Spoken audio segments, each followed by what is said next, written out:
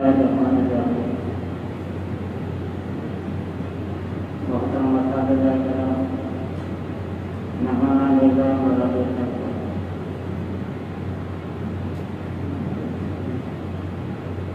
تعالیٰ کا بہت ہی بڑا فضل اور احسان ہوا، اس نے ہمیں تھوڑی دیر کے لیے چند شخصیات کو یاد کرنے کا موقع دیا۔ اللہ تعالیٰ ہم سب کو ان کے نقش قدم پر چلنے کی توفیق عطا فرمائے۔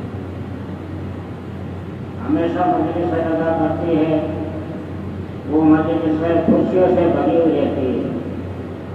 استاد بھی چاہتا ہے کہ میرا طالب علم نمبر لائے اور انعام حاصل کرے، اور طالب علم امید رکھتا ہے کہ میرا نمبر آئے گا، میں انعام حاصل کروں گا۔ لیکن آج کی مجلس کچھ ان سے ہٹ کر بہت ہی غم سے بھری مجلس ہے اور بہت ہی افسوسناک مجلس ہے، کیونکہ ہم سب جانتے ہیں کہ ان 10-12 دنوں کے اندر ہم نے بہت ہی بڑی 3 شخصیتوں کو کھو دیا ہے۔ یہ ہمارے لیے بہت ہی بڑی افسوس کی بات ہے، بہت ہی بڑا ہمارے لیے خسارہ ہے۔ ان کی جگہ پور کرنا ہمارے لیے بہت ہی بڑی مشکل بات ہے۔ ان میں تینوں شخصیتیں ہم سب کو سبق دے کر گئی ہے کہ اگر آپ لوگ اس طریقے سے زندگی گزارو گے تو آپ کی زندگی کامیاب ہے، اور اگر ان باتوں سے ہٹ کر زندگی گزارو گے تو تمہاری زندگی ناکام ہے۔ ان میں سب سے پہلے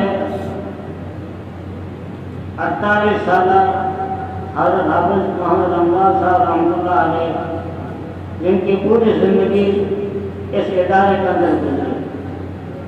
انہوں نے اپنی زندگی سے ہمیں سبق دیا ہے چند باتوں کا۔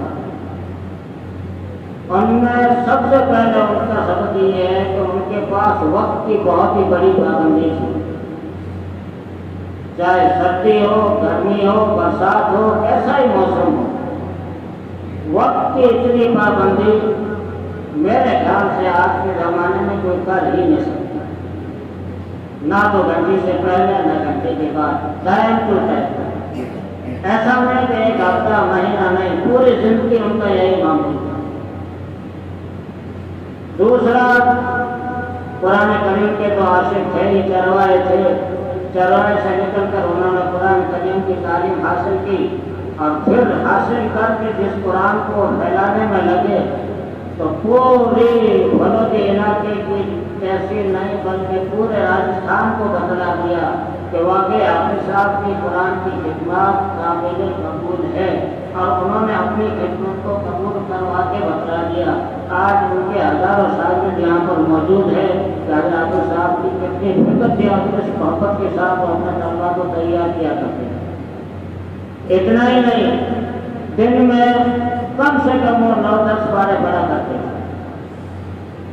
مسجد میں قرآن الگ رہتا تھا، درسگاہ کی ڈیسک میں قرآن الگ رہتا تھا، گھر پہ 4 پائے میں قرآن الگ رہتا تھا، اور ایک قرآن ان کے سینے میں جو رستے میں آتے جاتے وہ ہمیشہ پڑھائی کرتے تھے۔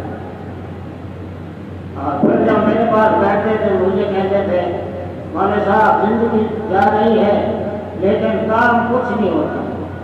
تو میں ان سے کہا کرتا تھا، میں کہا حافظ صاحب آپ قرآن کو تو سانس ہی لینے نہیں دیتے، نوافل کو آرام کرنے نہیں دیتے، آپ کی زندگی تو بہت اچھی بن رہی ہے۔ تو مول صاحب یہ کچھ بھی نہیں، یہ تو کچھ بھی نہیں، اتنی سادگی اور اتنی محنت، اتنی دفعہ کشی میں نے کسی انسان کے اندر نہیں دیکھی۔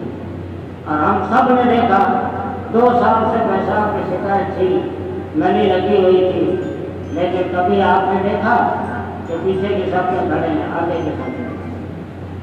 میں نے کئی بار کہا کہ کرسی لے لو، تو نہیں، میں کیوں کرسی لوں، تو مفتی ہے، فتویٰ دے میرے کو کہ نماز ہو جائے گی کرسی میں، پھر میں کرسی لے بیٹھا۔ اتنا ان کے اندر خشیت الہی تھا، اتنا خدا کا خوف تھا۔ 2 سال مسلسل اس پیشاب کی تھیلی لگی ہوئی، لیکن سفید اولا کو درد دی جائے یا سبق دے کر گئے۔ اور آج ہمارے سر میں درد ہوتا ہے، ہم کچھ دور کو سو جاتے ہیں، اور صاحب نماز نہیں پڑھے سر میں درد ہے۔ کی بہت ساری صفات ہے، بہت ساری خصوصیات ہے، اگر گنانی جائے تو شام ہو جائے، لیکن ان کی خوبیاں ختم ہونے والی نہیں۔ وہ سب خوبیاں ہمارے سامنے ہیں، اور ان کی خوبیوں پر اللہ تعالیٰ ہم سب کو عمل کرنے کی توفیق دیتا ہے۔ دوسری شخصیت اس ادارے کے ممبر حضرت میاں جی الحاج یار محمد صاحب رحمۃ اللہ علیہ، 2-3 دن ہوئے تھے، انہوں نے بھی اپنے پردہ فرما لیا۔ ان کی خدمات پورے علاقے پر ہے، پوری پھلوی تحصیل پر ہے۔ ان کے زمانے میں جس کو مکتب چلاتے تھے تو 2 مکتب تھے، ایک کانا سب میں اور ایک ملال میں۔ لیکن واقعی حاجی صاحب نے بھی اپنی زندگی گزار کر ہمیں ایک نمونہ بتا دیا کہ زندگی کس طریقے سے گزرتی ہے۔